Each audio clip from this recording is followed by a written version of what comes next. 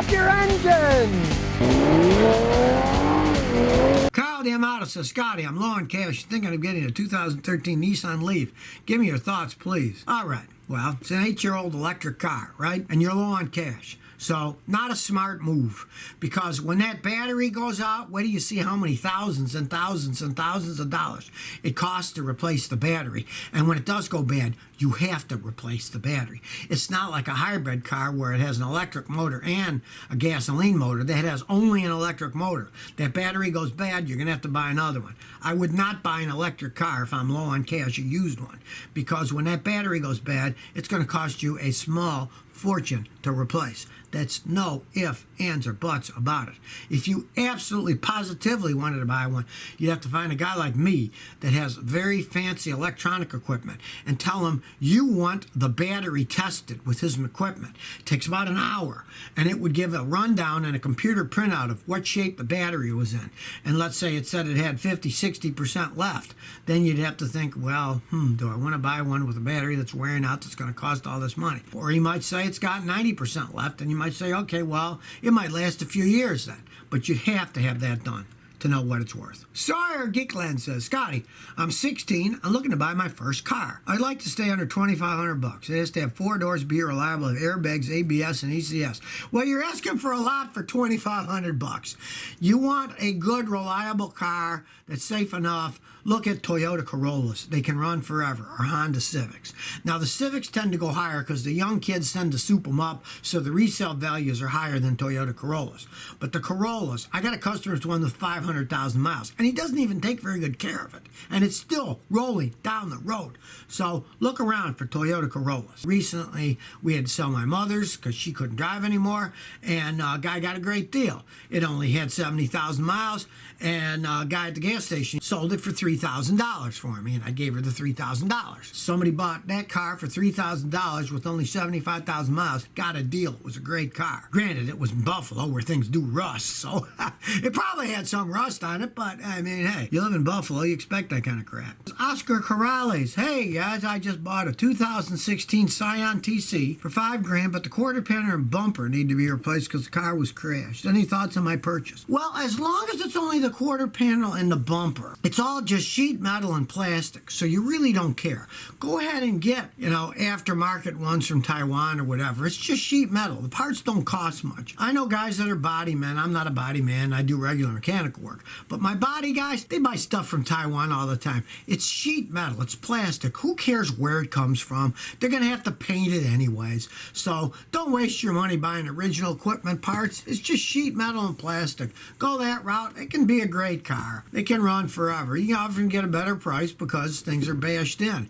Doesn't look good, they go cheaper. Suspicious Citrus says, an Audi can be reliable if it's brand new if you're lucky.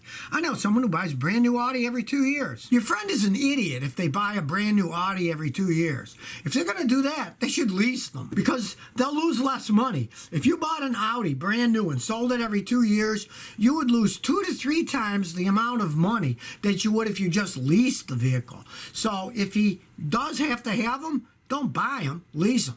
It's just stupid to buy one every 2 years. Now, unless he's gambling and he's buying a used one, you can get used ones cheap. And if you are lucky and you have it for a couple of years and get another used one, you might get lucky for a while to go that route. But if he's buying a brand new one, he's losing so much money buying them new. It's crazy. You should just lease them then. Ryan Sack says, up here in Michigan, all my friends keep buying Chevy Cruises. How many miles can you get them before they start to go bad? Well, I got a customer with one who's got 80,000 miles, and he's already been through 3 automatic transmissions.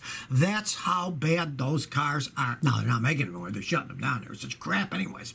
But they're poorly made. They are a cheaper car, and that's why they sell them. Unfortunately, most of the time throughout history, it's the lowest price models that any manufacturer makes that are the biggest sellers because they cost less. So people buy things that cost less. And in that case, hey, big mistake. You don't want to buy things that cost less if they aren't well made. I mean, if you look and you see, well, I can get a Toyota Corolla for this, which is really well built, but I can get a Cruze for this. Yeah, the Cruze is going to be cheaper, but it's like a 400% cheaper made vehicle too. So in that case, you do get what you pay for. Stephen Morelli says, I have a Hyundai Veloster 2013. Need to replace a CV axle. I tried to replace it, but it wasn't successful. Any tips?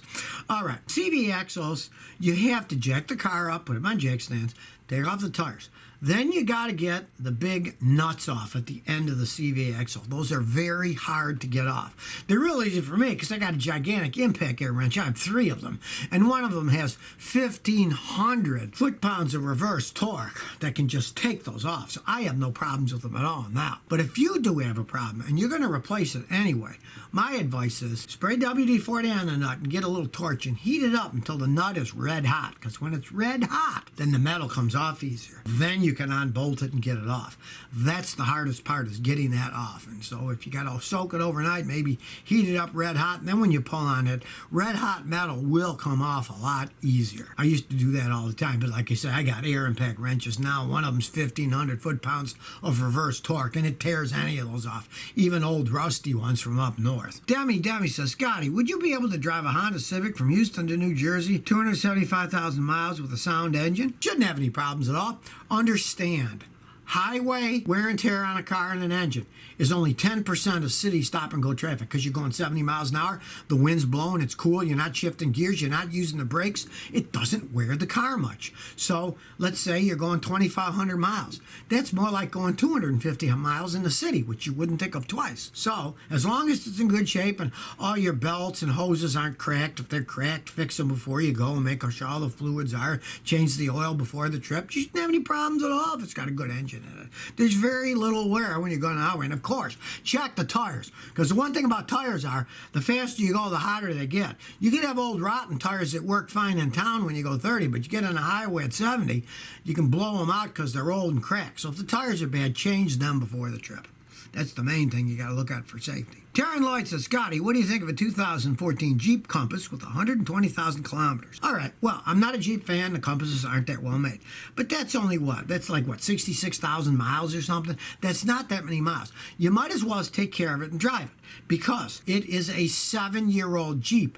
They have very little resale value. If you tried selling it now, you wouldn't get much. And if you haven't had any problems and you baby and take care of it, who knows how long it's going to last.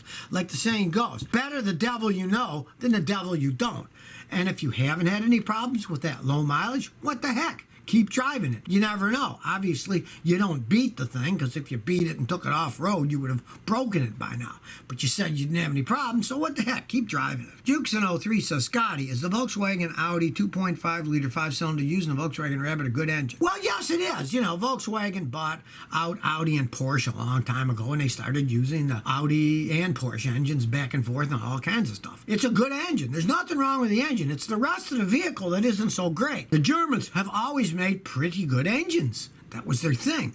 But they started to put plastic crap on them, computer modules all over the place. And automatic transmissions, the Germans were more into standards. Their automatics were somewhat weak. But that is a very good engine. It's a good, straight, 5-cylinder engine. They can run an awful long time. Connor McCarra says, Scotty, my sister bought a used 2016 Subaru WRX, her first car. Do you think it'll last long? All right. A lot of it has to do with the previous owner. Did they take care of it? Those are Subaru boxer engines. You have to change the oil a lot. They'll wear out, and then they'll blow the head gaskets. It's cost a fortune. Now, it is a WRX, so I'm assuming it's a standard transmission. If it is, and she takes care of it, it can last a long time. But if it's an automatic transmission, they're terrible, and it probably won't last that long. Pray she got a standard. If she did and she takes care of it, yes, they can last a long time. But if you want a Subaru and you want it to last a long time, you have to get a standard because their automatics don't hold up, even the newer ones. That was always the weak point of the Subarus, were their automatic transmissions. I have customers with Subaru with standard transmissions, have 150, 180, still run fine. The ones with the automatics, no, they always break. JJ Olay says, Aloha from Hawaii. I was going to go there a few years ago, but it was so expensive, we went to the British Virgin Islands instead and had a lot of fun. I was curious, what does overdrive do for cars that have them? Okay, overdrive is exactly what it says, overdrive. It's a gear in the transmission. It's to get better gas mileage. The engine goes at a lower RPM, so it wears the engine less. Now, you can't start out in an overdrive because then it would accelerate like a turd and it would take forever to go fast. The original cars only had 1 speed. That's why they weren't so fast.